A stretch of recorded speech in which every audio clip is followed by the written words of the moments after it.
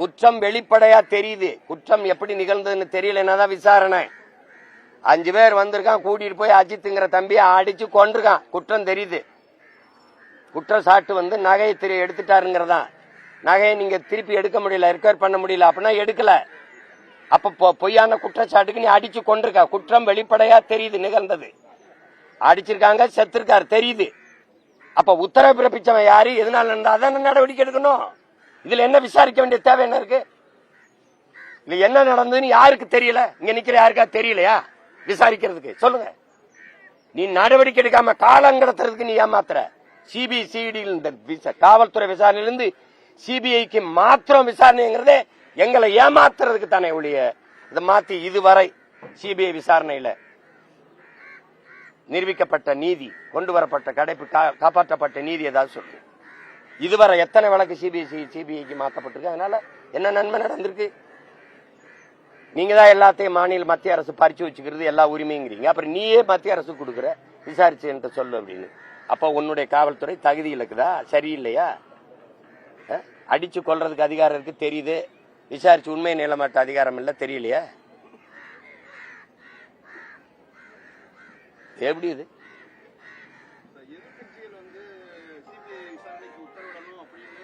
அதுவே ஏமாற்றுங்க. சிபிஐ விசாரணை எந்த வித சிபிஐ விசாரணையால இதுவரை நீங்க நடந்த ஒண்ணு சொல்லுங்க, ஒரு நியாயத்தை பெற்றுக் கொடுத்ததுன்னு சொல்லுங்க.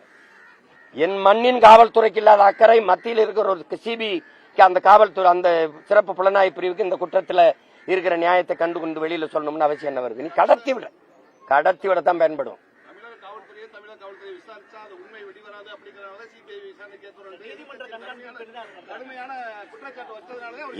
இது தங்கச்சி ஸ்ரீமதி குற்றம் தெரிஞ்சிருச்சா இல்லையா? மாடியில இருந்து குதிச்சு செத்துட்டா. நாங்க பாலியல் தொல்லையினால தற்கொலை பண்ணிட்டான்னு சொல்றோம். நீங்க கொன்னு வீசிட்டாங்கன்னு சொல்றோம். நீங்க கொலைங்கிறீங்க. அவ செத்து எத்தனை நாள் ஆச்சு? என்ன விசாரிக்கிறீங்க? இதுவரைக்கும் எல்லா வழக்குங்க சிபிஐக்கு மாத்தினீங்கல்ல, எங்க நிரூபிக்கப்பட்டிருக்கு? எத்தனை காலத்துக்கு சிபிஐ விசாரிக்கும்? அப்ப உங்க காவல்துறை நேர்மையா விசாரிக்காதுங்கிறத நேர்மையற்ற காவல்துறைன்னு ஒத்துக்கிறதா அந்த அரசு? கேட்கறதுக்கு கேள்விக்கு பதில் இருக்கா? அப்ப நேர்மையற்ற காவல்துறையின் தலைவர் நேர்மையற்றவர் தானே? இப்போ காவல்துறையின் தலைவர் யார்? இப்போ யாருடைய இலாக்கா? முதலமைச்சருடைய இலாக்கா. அப்ப என்னுடைய காவல்துறை நேர்மையா விசாரிக்காதுன்னு நீங்க நினைச்சீங்கன்னா அப்ப நீங்க உங்க காவல்துறை நேர்மையற்றது. அந்த இலாக்காவை பொறுப்பேற்றுக்க நான் நேர்மையானவன், நேர்மையற்றவன், அப்படித்தானே வருது.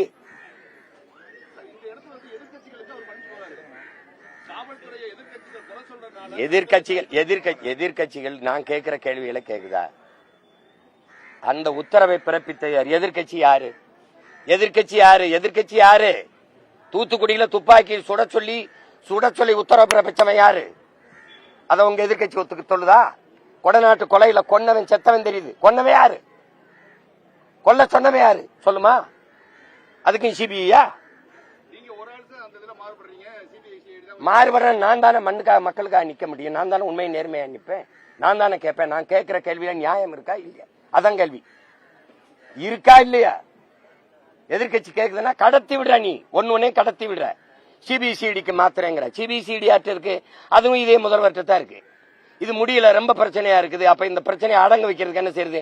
சிபிஐக்கு மாத்திட்டோம். அது விசாரிச்சு சொல்லும். நாங்க அப்புறம் வேற வேலைக்கு போயிருவோம். இப்ப 15 நாளா ஒன்னும் செய்யல. நீ ஒரு 6 சென்ட் இடத்தையும் எங்கேயோ 80 கிலோமீட்டர் இடத்துல ஒரு ஒப்புக்கு சப்பான்னு ஒரு வேலையும் கொடுத்து இதான் நீ பெற்றுக் கொடுக்குற நீதி. கள்ளச்சாரம் குடிச்சு செத்தா 10 லட்சம் கொடுக்குற அரசு, காவல்துறையால அடிச்சு கொல்லப்பட்டு அடிச்சு சாகடிக்கப்பட்டா 5 லட்சம் தான் கொடுக்கணும்னா இது என்னது? இது